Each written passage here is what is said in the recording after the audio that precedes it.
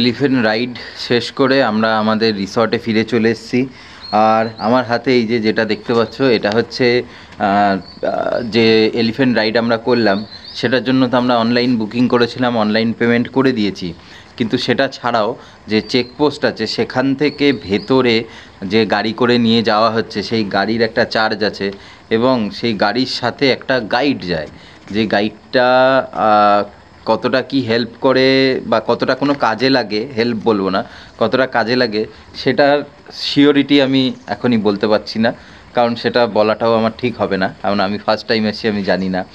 তো যাই হোক, সেইটার যে চার্জেসগুলো সেটা আমাদের এখানে রয়েছে। এই হচ্ছে আমাদের স্লিপ, যেটা 350 টাকা নিয়েছে গাইড চার্জ, এবং এইটা হচ্ছে একদম গভর্নমেন্টের স্লিপ, ফরেস্ট ডিপার্টমেন্ট থেকে পাওয়া। এটা হচ্ছে যে আমাদের এলিফ্যান্ট রাইডের জন্য যে গাড়িটা আমাদের ভেতরে ঢুকছে সেটার চার্জ।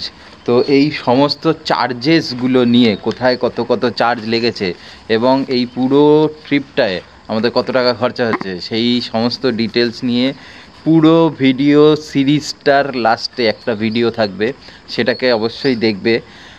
সেটার মধ্যে সমস্ত ডিটেলস দেয়া থাকবে যে কোথায় কত টাকা খরচা হয়েছে, পার পারসন একজন যদি আছে তাহলে কত খরচা হতে পারে। আর যদি আমাদের মতো, আমরা যেমন 3 জন এসেছি, তো 4 জন আসলে একটু খুব ভালো হতো, কারণ 4 জনের ক্ষেত্রে আমাদের একটা অ্যাডভান্টেজ হতো কি, যে আমরা যে টোটাল খরচাটা সেটা 4 জনে ডিভাইড হয়ে যেত, কারণ গাড়ির ম্যাক্সিমাম খরচা সব কিছু 4 জন দিয়ে হয়। তো সেই খরচাগুলো কি হতো, সেই সমস্ত কিছু ডিটেলস তোমাদেরকে আমাদের এই সিরিজের লাস্ট ভিডিওতে দেয়া থাকবে, সেটা ভালো করে দেখে নেবে যদি কেউ ডিটেলসে দেখতে চাও। আর এখন আমরা এবার ব্রেকফাস্ট করব। তো এই এলিফ্যান্ট রাইডের ভিডিওটা আমরা এখানে শেষ করছি। আর একটা নতুন ভিডিওতে তোমাদের সাথে দেখা হবে। আমরা বেরোবো, সেটা হচ্ছে জলদাপাড়া, বক্সা, জয়ন্তী, এই জায়গাগুলো ঘুরতে গাড়ি নিয়ে, ঠিক আছে? তো আমাদের জঙ্গল সাফারি এই দুটোই ছিল, এখানে দুটো এন্ড হলো।